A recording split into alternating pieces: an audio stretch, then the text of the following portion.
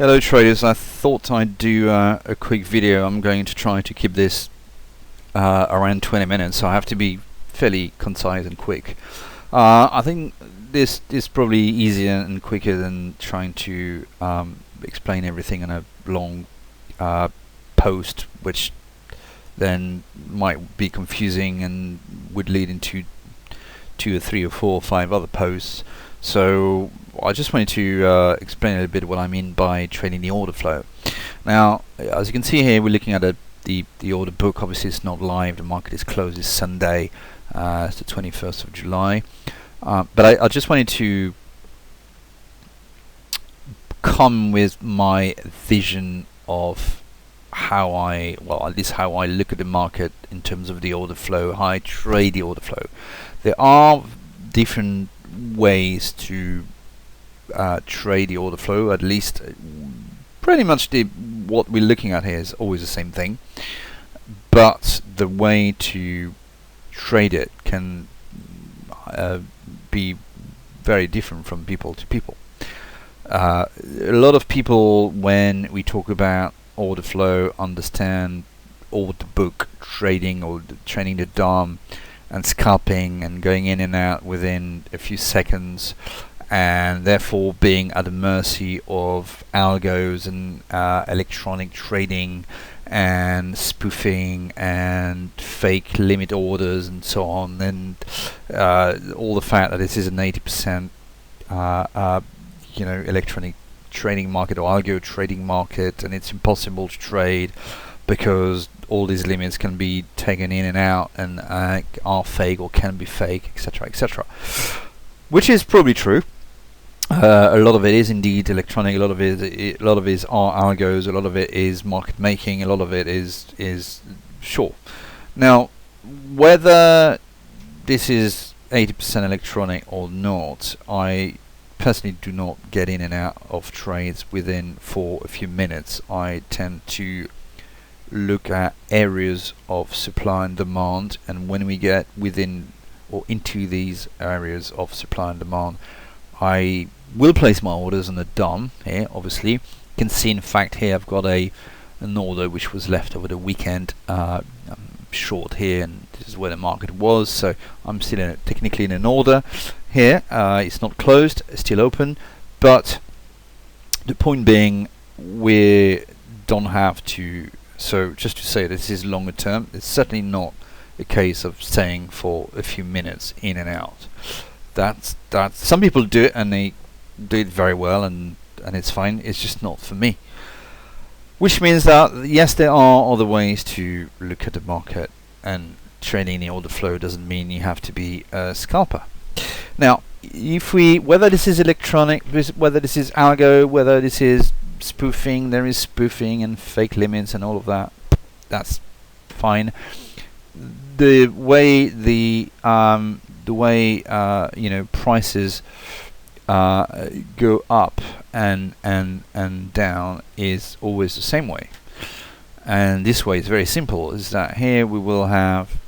It's a shame it's not live, but I'm just making this up. We've got some limit orders on the bid side.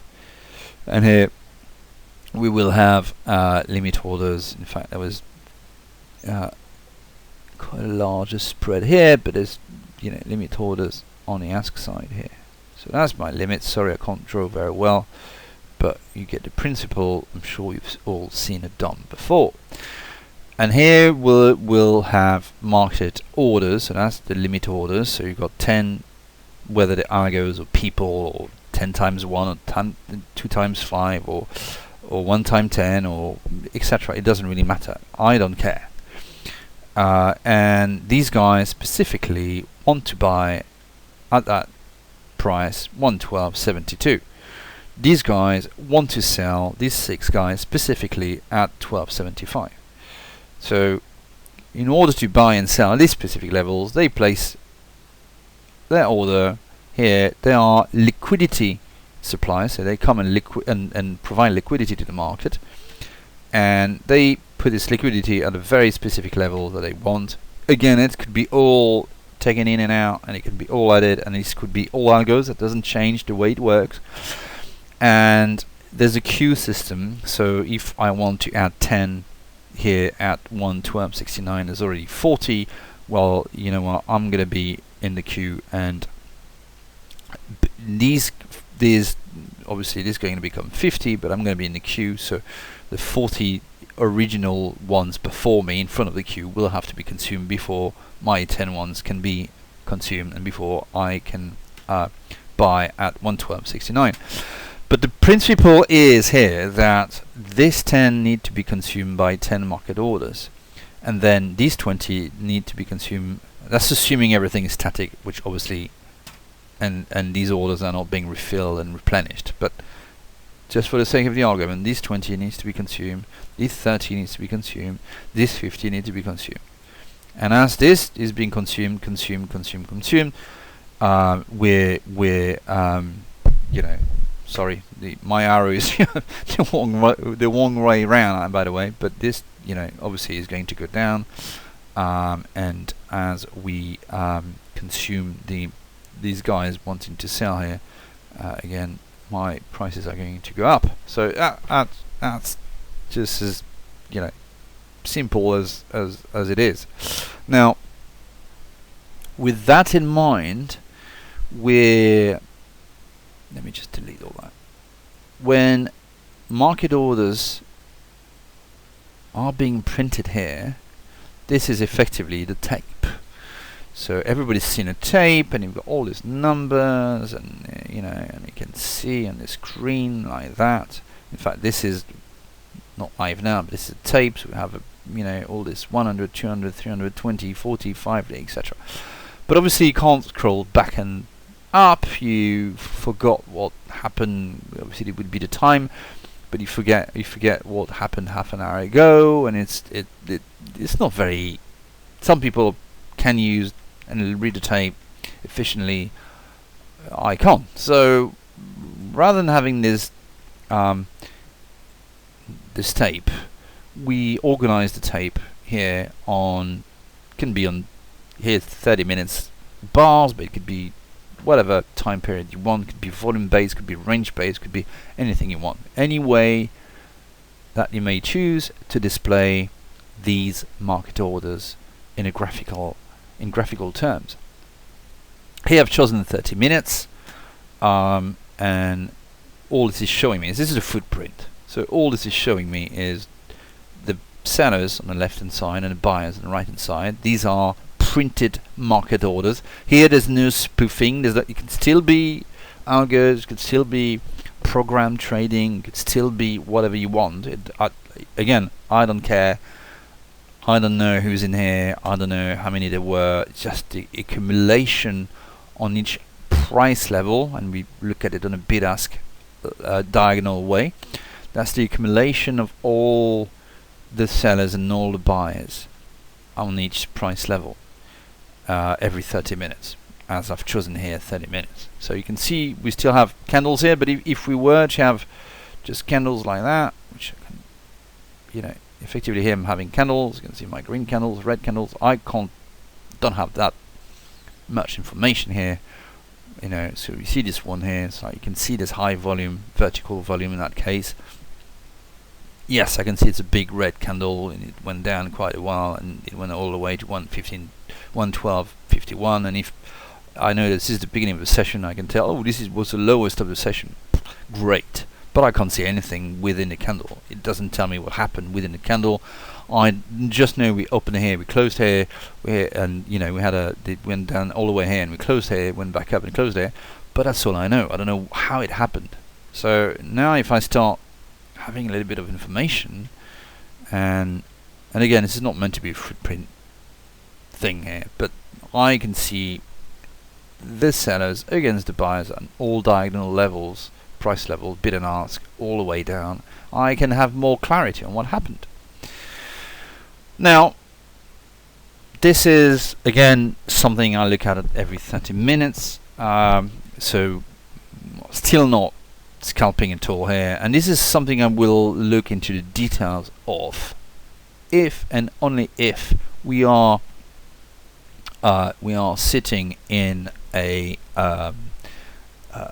area of interest as far as the work that I've done is concerned, and the areas that I've identified are concerned.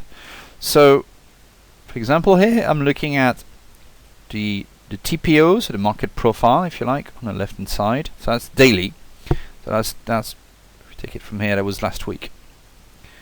So last week, Monday, Tuesday, Wednesday, Thursday, Friday. Okay. So that's Friday, these two, that's Thursday, these two, that's Wednesday, these two. So I've got the market profile against the volume profile. Just to clear, just a profile on each price level, accumulation, and it's drawing this sort of horizontal profile. Accumulation of all the market orders, so everything we saw on the footprint here. And we draw a profile, and we see where we have obviously a value area, so where the most volume was transacted in blue, where the point of control was, that's this yellow level here, which is 112.72, and where the most was the volume, the time, so the TPO market profile point of control was, and it was here in 173. So you can tell that actually I'm lying. The TPO, the TPOC, so the market profile volume point of control, not volume, but the TPOC was up here. So it was all the way to 113.13.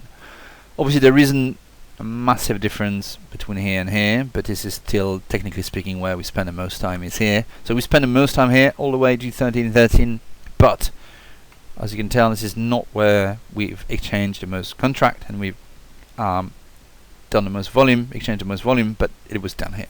So I'm not getting into the details of why and how now, but there are possible various reasons for that.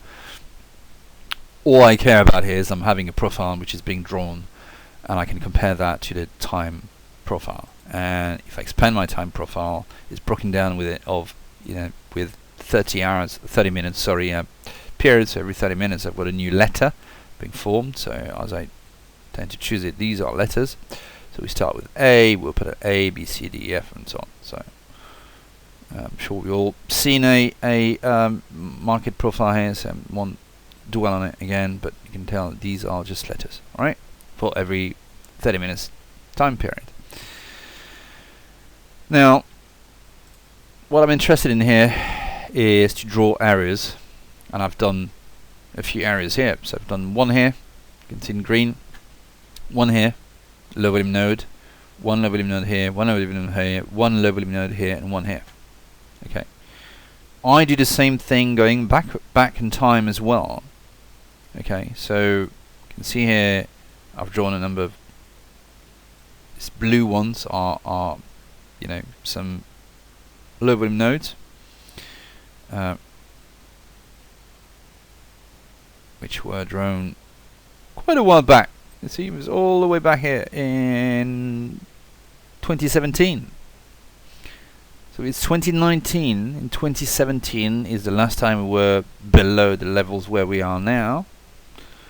Well below, because we are 111, and I have 2 days where we had in fact, it's technically speaking, in terms of volume, these were certainly low volume nodes, but they were more precisely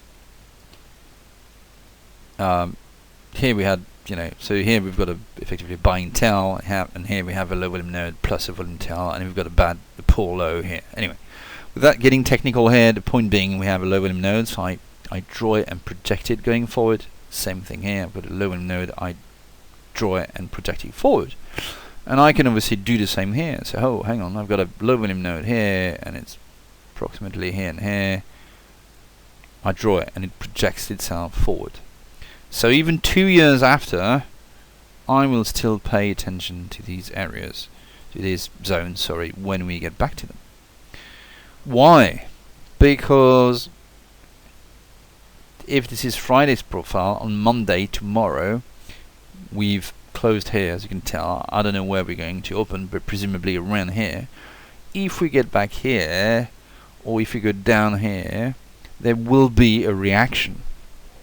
If we go back here, there will be another reaction. If we go to this single print here, there will be normally a rejection originally, and maybe once, maybe twice, and then eventually there will be another reaction. The other reaction is probably going to be to fill in that low volume node, which is what tends to happen quite a lot when you see a lot of low volume node. Sometimes they don't fill in immediately. I mean, here there was a low volume node on Thursday. Part of it, as you can see here, there's volume being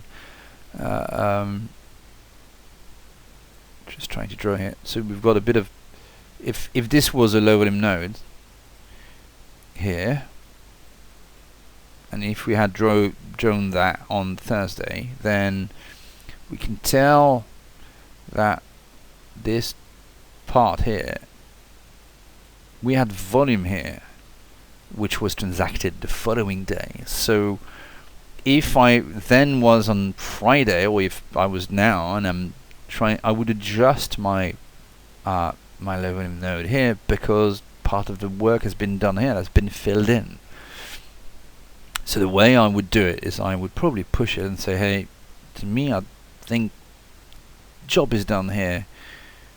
I'm going to draw it, So here we can see I've got low volume node here from Thursday, and it carried on Friday, and I think there is still work to be done in here, and we can go back to it and exchange contracts when we. So i.e. there will be accumulation within this box here, even if originally it's being rejected and there's a pullback and we come back to it, it is likely that volume is going to be transacted here. So this low volume node here, I've got several profiles here, as you can tell as well on the right, will do something a bit nicer. We may have something a bit more looking like that, like we have here or here. All right. So again, here there's no. I'm more working with these areas. You can see here we've got the areas we've just drawn, which are going back to 2017. So they're quite, but they're still very actual here. And if you go back here or here, I certainly will be watching very carefully at what's happening. So until we get there, I will still look at a sort of day type that we have, and part of the certainly market profile and volume profile analysis is to try to identify as quickly as possible within the each day the sort of day type we seem to be having, and therefore whether we are more likely to go up or down. That will depend on these sort of, and it's not only, I'm just showing here, drawing a low volume node, high volume nodes, but I'm looking at buying tails, selling tails, poor high, poor lows, obviously the way we opened, the sort of opening range we had, the initial balance we had, the previous days, did we have single prints, did we have selling tail, buying tails, poor low. There's a lot of things to take into account. But the point being, I'm certainly not in and out every minute, and I probably don't care very much to know precisely at the spoofing in a DOM, or at the fact there is an iceberg, or at the fact that algos are slicing an order or adding some limits and pulling and stacking up, and I don't really care. The bottom line is I don't really care. So you can trade the order flow, at least I do it. You can trade the order flow without really worrying too much about the gaming happening in the order book. And yes, there is gaming in the order book. Some people make a business out of it, make money out of it. They know how to play it. It's not for me. Some people do it, make it work very well. That's great. Everybody, different folks, different strokes, and all that. So I think it's always difficult to.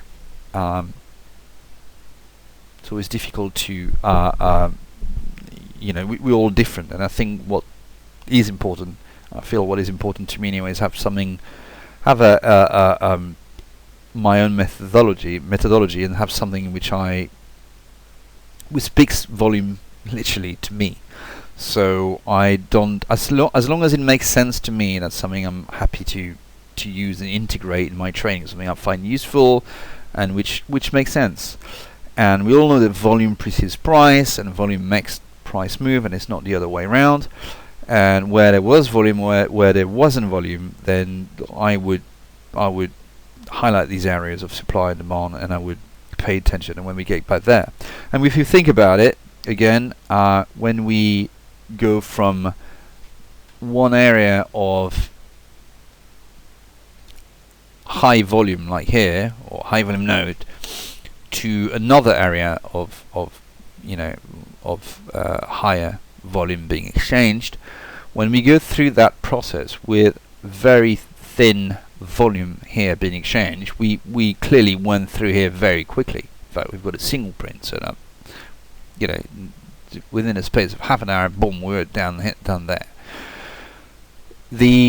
Obviously here in that case the sellers were very aggressive, and maybe the buyers on the limit buyers were the liquidity was being consumed. They were not very keen to add more liquidity, and maybe the market buyers, there were some market buyers for sure, but they were probably not as aggressive.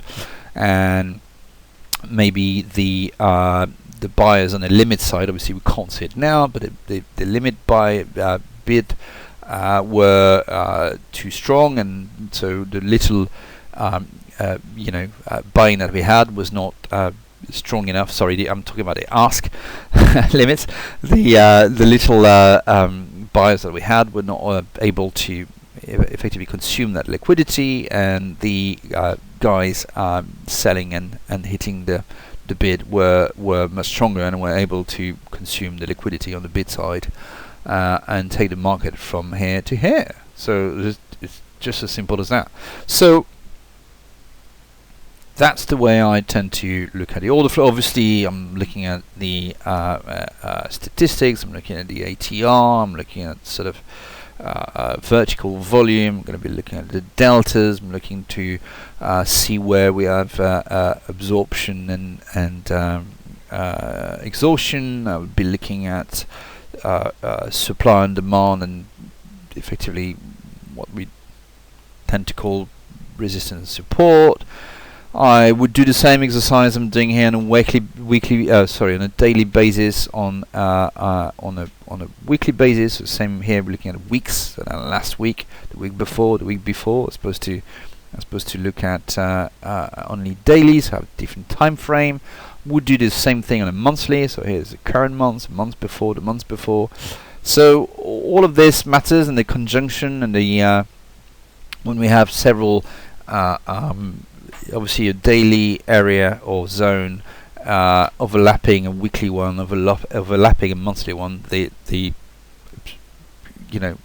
reactions are going to be even more even stronger. At least I'm looking at the 6E here, by the way. We're looking at the euro-dollar future contract, so certainly applies to the 6E, but it pretty much applies to any market, I think. And it's just to show that whether there is spoofing, gaming, all of that, that's for sure. It, depending on how you trade, it might have an influence or not in your trading, and might have an impact or not. In my case, it doesn't, and even if when we get to an area, as you can see, I need to use a DOM to get in and out of an order, that's for sure, I would tend to only look at this. Certainly I look at the footprint much more often, but I would look at the DOM only when I'm number one, when I'm in I've got an open order, and certainly only if we get to one of these areas of interest, supply and demand and potential reaction, because otherwise it's not something I look at. So you don't have to look at that. So yes, there is gaming, but you don't have to look at that. Obviously, you still want to take into account the economic announcement, the fundamentals, and of course. But here, and there are many other things to look at, and look at the delta, look at the speed, look at the momentum, look at volatility. What sort of, you can look at very simple shapes like that, engulfing bars. You can look at the cumulative delta. You can look at the vertical volume. I can look at unfinished business. I mean, there's tons of things I add to the arsenal of what I use to trade. But essentially, the whole thing is all about the prints in the sand left by volume and therefore by value, and where supply and demand was and has left some tracks. Because when we get back to these tracks, the market will react, whether it's an original rejection and then expectation and then accumulation, and whether the market is all about accumulation distribution. Yeah, that's for sure. It's always a very good idea to identify those areas, and this is very much part of the order flow. It doesn't have to be only what's on the order book and trade from what one sees on the order book. There are many other things to look at. I'm going to stop here. It's 26 minutes long, so if you managed to go that far, I just wanted to do this quickly. I thought it'd be quicker than just and maybe a bit more easier to understand than just sending a post, and which can quite long and can be confusing. Please feel free to exchange and comment and bring your own take on all of that and what you do. And again, the idea is not so much to